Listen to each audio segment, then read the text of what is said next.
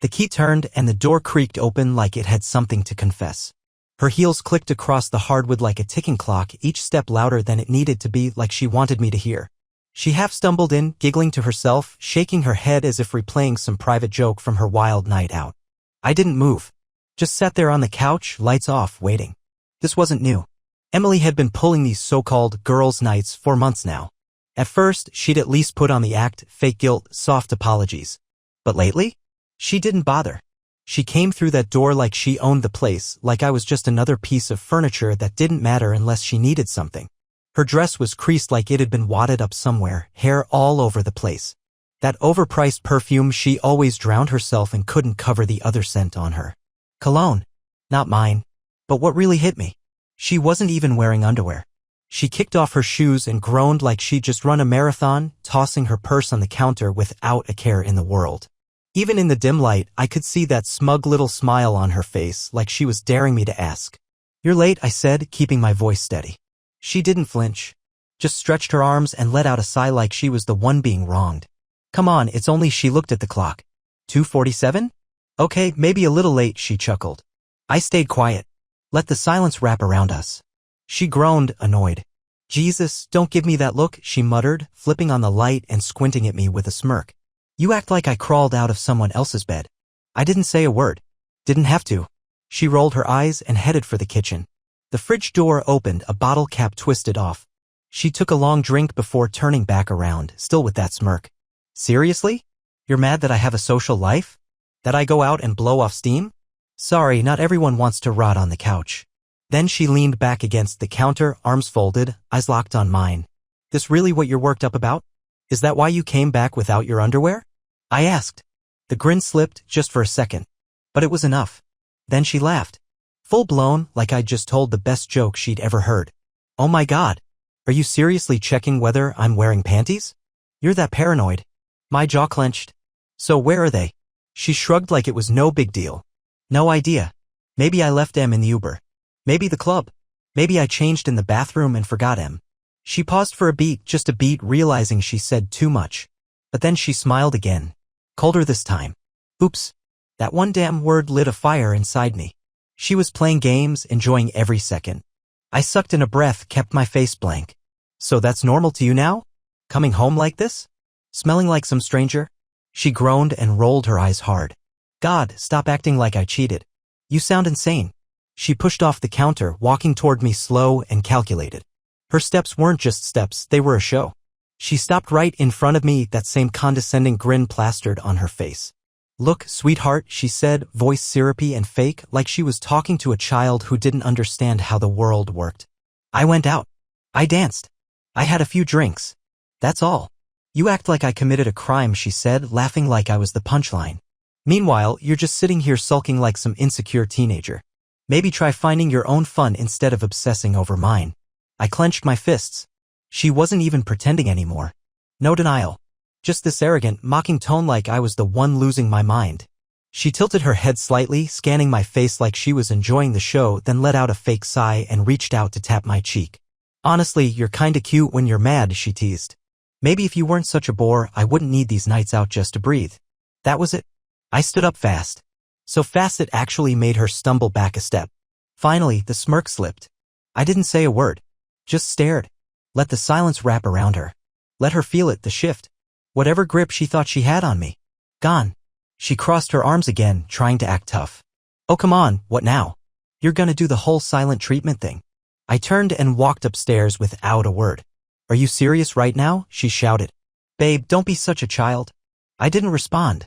Just went into the bedroom, locked the door behind me, and started packing. Quiet. Methodical. I deleted shared accounts. Removed myself from bank access. Transferred the files I needed. I wasn't going to argue. I wasn't going to explain. She didn't know it yet, but that was the last night she'd ever speak to me like that. No note. No goodbye. Just absence. The alarm buzzed at exactly 9:30 a.m., rattling against her nightstand like it was trying to shake her awake. Emily groaned, pulling a pillow over her head. She reeked of old liquor and cheap perfume, but she didn't care. Didn't even remember crawling into bed last night. Eventually, she reached out, smacked her phone, and blinked at the screen. No texts. No missed calls. She scoffed. Oh, we're doing this now? The silent treatment, she muttered. She rolled over, stretched, then glanced at the space next to her. Empty. Sheets still smooth like no one had been there. God, he's being so dramatic. She tossed off the blanket and sat up, head pounding. Not that it mattered. She'd earned her night out. Married didn't mean chained. If he had a problem with that, it was his, not hers. She stumbled to the bathroom, splashed cold water on her face, looked in the mirror. Mascara smudged, hair like a bird's nest, lips still slightly swollen from. She smirked. Yeah. Fun night. With a satisfied sigh, she headed downstairs, expecting to find him pouting over his coffee like usual. But when she rounded the corner into the kitchen, it was silent. No brewing sounds. No dishes. Nothing. Her eyes narrowed. She glanced at the counter where his keys normally sat. Empty. Wallet? Gone. Work phone? Gone. A strange chill moved through her chest. Something didn't feel right. Mark, she called out. Nothing. She checked the living room. Empty. Garage. No car. Now the smirk was gone. She grabbed her phone and typed a quick message. Are you seriously ignoring me? Grow up. No reply. She tried calling. Straight to voicemail. Now she was frowning. She opened the location app they both used, the one she always claimed to hate but secretly checked when she needed to know where he was. It loaded. Spinning. Spinning. Then, location unavailable. Her stomach dropped. She refreshed the app again. Same result. Location unavailable. The words taunted her like a locked door she couldn't kick open. She exhaled hard, shaking her head, trying to silence the unease crawling up her spine. He's just throwing a fit, she told herself. Trying to teach me a lesson. Let him pout. She made breakfast like it was any other day, eggs, toast, her usual scroll through social media. But her eyes kept drifting to the front door. Every little sound made her head snap around. By noon, the irritation had twisted into something colder. Tighter. Fear. Real fear. She called him again. Still voicemail. By 2, she was combing through his online footprint, social media, work page, shared photo albums. All gone. Deleted. Scrubbed clean like he'd never existed. That's when her breath caught. Her throat felt tight, her chest hollow. She wasn't stupid, she knew exactly what this meant. But still, her brain refused to accept it. He wouldn't leave me. Not like this. Day 2. She didn't sleep. She told herself she didn't care, repeated it like a mantra, but her body told the truth. She was shaking. Her stomach twisted. Every floorboard creak sent her heart racing. She had spent the whole evening calling his friends. Not a single one picked up. Or rather, they picked up, saw her name, and sent it straight to voicemail. Her messages were left on read. The group chats she used to flood with gifts and gossip? Silent. Even Mark's family wouldn't respond. That's when it hit her. This wasn't just him walking away. This was everyone walking away with him. She wasn't just blocked. She was being erased. Her fingers trembled as she typed again. Mark, this is ridiculous. Stop acting like a child. Grow up. Seriously? You're ghosting me now? What are you, 15? Fine. Go ahead. Hide. But don't think I'll be sitting here waiting when you decide to come back. No response. Day 4. She sat at the kitchen table, phone clutched so tight her knuckles turned white. This isn't real, she whispered. But it was. She knew it. Every second he stayed gone, it sank in deeper. Mark wasn't coming back. And she never even saw it coming. At first, she tried to spin it in her head, he just needs to cool off. He'll realize no one else would put up with him the way I did. Then came the anger. He really thinks he can just leave me? Like I'm disposable? She told friends he was having a mental breakdown. That he'd always been a little unstable. That she was worried sick. Some believed her. Most didn't. The whispers started. Behind her back at first. Then to her face. Coworkers shot her sideways glances. Gym buddies stopped answering her texts. Sympathy faded quick when people realized the truth. And with that isolation came something she hadn't felt in years, fear. Real fear. Because for the first time in her life, she wasn't pulling the strings. She wasn't in charge. She picked up her phone with shaking hands and made a call she never thought she'd make. Mark's lawyer answered. Gruff voice. Unfriendly. Vanessa, he said flatly. Her heart skipped. He was expecting her. She swallowed. Where's my husband? A pause. Then, ex-husband actually. The words knocked the air out of her. What? She whispered. Another pause. His voice grew sharp. You didn't read the email, did you? Her stomach flipped. What email? Silence. Then, check your inbox. Click. He hung up. Vanessa stood frozen, phone still in hand, the color draining from her face. She swallowed hard, fingers trembling as she opened her inbox. Right at the top, bold, unread, was an email from him. Subject line, our divorce. Her heart pounded so loud she almost couldn't hear her own breath. She clicked it open. The words rushed past her eyes in a blur, but the message hit like a sledgehammer. Filed. Finalized. Irrevocable. Attached below, photos. Photos of her, walking into a hotel room, with another man, laughing, touching, kissing. Her throat closed up.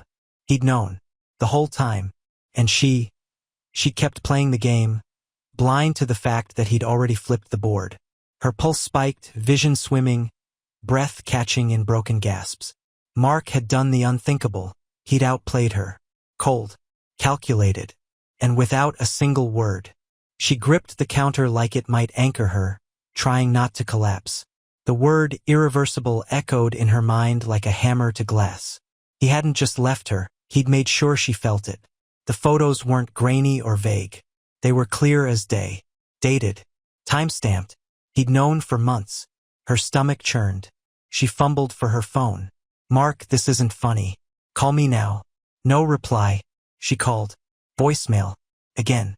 Still nothing. Her jaw locked, teeth grinding. The silence was deafening. Oh, so you think you can just vanish? Like I don't matter? She wasn't going to let it end like this. She grabbed her keys and stormed out, fury boiling in her chest. The first public hit came fast. She drove straight to his parents' house, hands clenched tight on the steering wheel. She expected tears, questions, maybe even pity. But when she knocked, his mother didn't even open the door fully. Just stood behind the screen, eyes cold. Go home, Vanessa. Vanessa blinked. What? I just need to talk to. There's nothing to say. The door didn't budge. She let out a nervous laugh. Come on. He's mad, I get it. But we're family. No, his mother said flatly. You were family. Her stomach sank. This isn't him. He's not thinking clearly, she said, trying to sound composed. But his mother's voice cut sharp. You have some nerve showing up here. My son gave you everything. Years of loyalty, of love, and you threw it away. Vanessa felt her throat tighten. Please. You wrecked your marriage, his mother snapped. Now live with it. Then the door shut. Hard. She just stood there, stunned. They were supposed to side with her, to tell her he was being unreasonable, that this was all just a bad phase. Instead, she was being iced out, like she never mattered to any of them. The second blow landed that night. When she got home, rage replaced shock. She started firing off texts to her friends, hoping to rally someone, anyone, to her corner. Can you believe this? Mark just left. No warning. Not even a goodbye. She waited, watched the message bubbles blink in and out. But nothing came back. Just silence. Tell him he's being ridiculous, she typed. She waited, but the replies weren't what she expected. Lana. Vanessa. Seriously? Come on. Michelle. I think you should just let it go. Jessica, he has proof. This isn't one of those misunderstandings. Vanessa. Excuse me? You're taking his side? Jessica, we're not taking sides. But what did you think was gonna happen? Vanessa stared at the screen, stunned. Oh my God. You are all being so dramatic. People cheat. It happens. It's not the end of the world. Marriages survive worse. Silence. Then Michelle left the chat. Seconds later, Jessica left the chat. Then Lana. Vanessa stared at the empty group thread. Her hand trembled. Gone. All of them. Her own friends had ghosted her. No explanations. No loyalty. Just silence. She dialed Michelle. No answer. Jessica? Straight to voicemail. The rumors had spread. She was toxic now, radioactive. No one wanted to get burned standing too close. Strike 3, work. 2 days later, she walked into the office and felt it immediately. The shift. The air was thick. Everyone knew. No morning greetings. No small talk. Her boss barely acknowledged her. Her assistant, usually cheerful and chatty, kept her words short and her eyes down. By lunchtime, she knew why. Sitting alone in the break room, scrolling aimlessly, she found it. A post from Mark's sister. When someone shows you who they are, believe them the first time. Attached was a photo. That photo, the hotel entrance. Her, the man, laughing, walking inside. Her heart plummeted. The comments made it worse. Some people just don't deserve loyalty. Mark dodged a grenade. Guess that girl's night story doesn't work anymore. She set her phone down, hands shaking. A coworker passed by, eyes forward, pretending she wasn't even there. It wasn't just the end of her marriage. Mark had taken her entire social identity apart, brick by brick. By week's end, she was unraveling. No friends. No allies. No control. Only one play left. She called the lawyer's office, voice shaky, pretending to panic.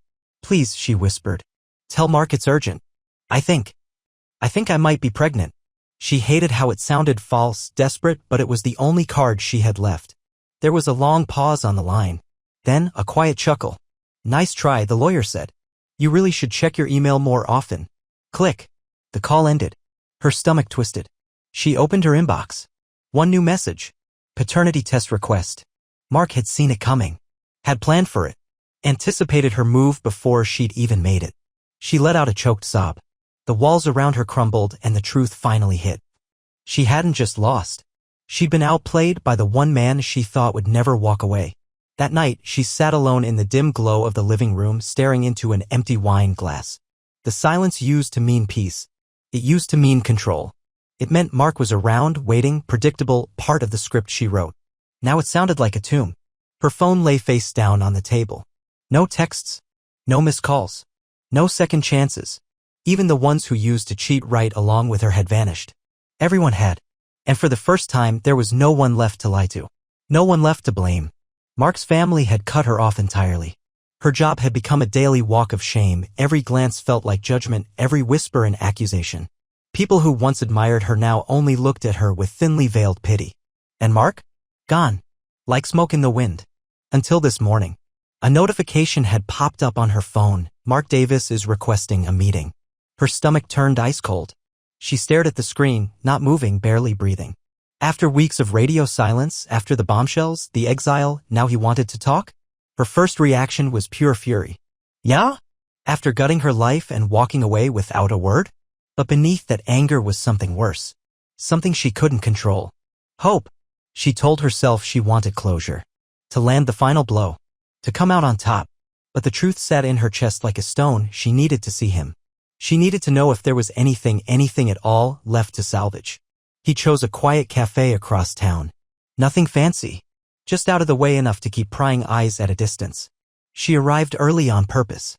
She wanted to be seated first, arms crossed, looking cool, in control. But the second she saw him walk through the door, her confidence wavered. He looked different.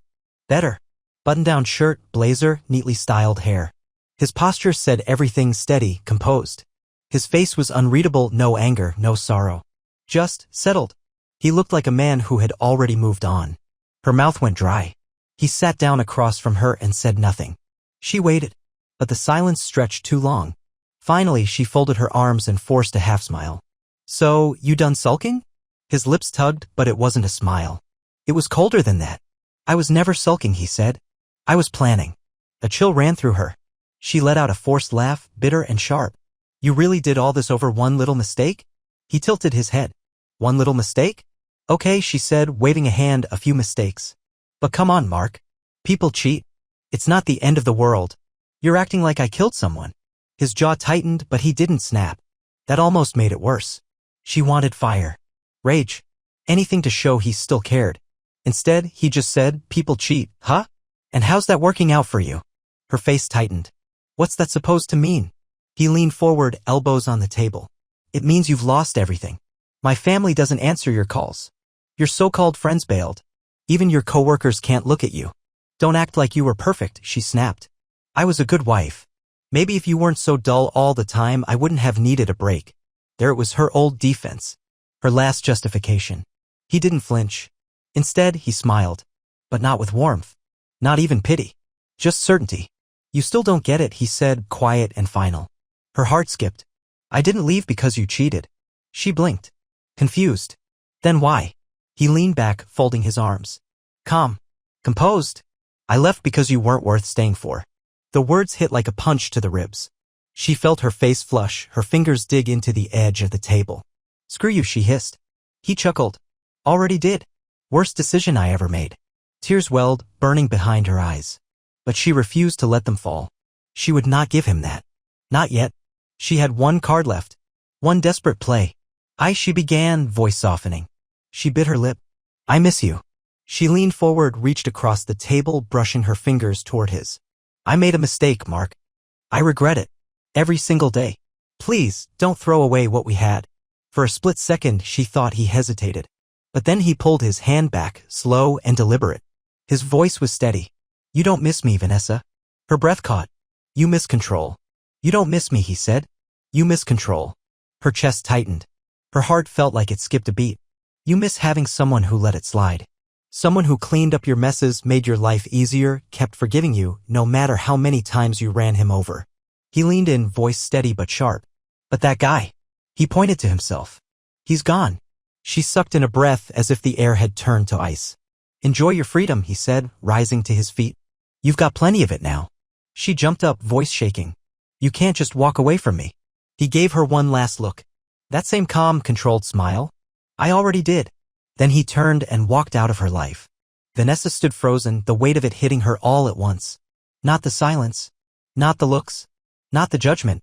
But this was the real ending. No second chances. No clever comebacks. No power play. It was over. For real. And for the first time in her life, she felt the cost. She hadn't just lost a marriage. Or her image. Or the upper hand. She'd lost the one man who truly loved her. The one who stood by her when no one else would. And she'd thrown him away like a used napkin. Now she was the one left behind. Alone. Ruined. Exactly what she deserved.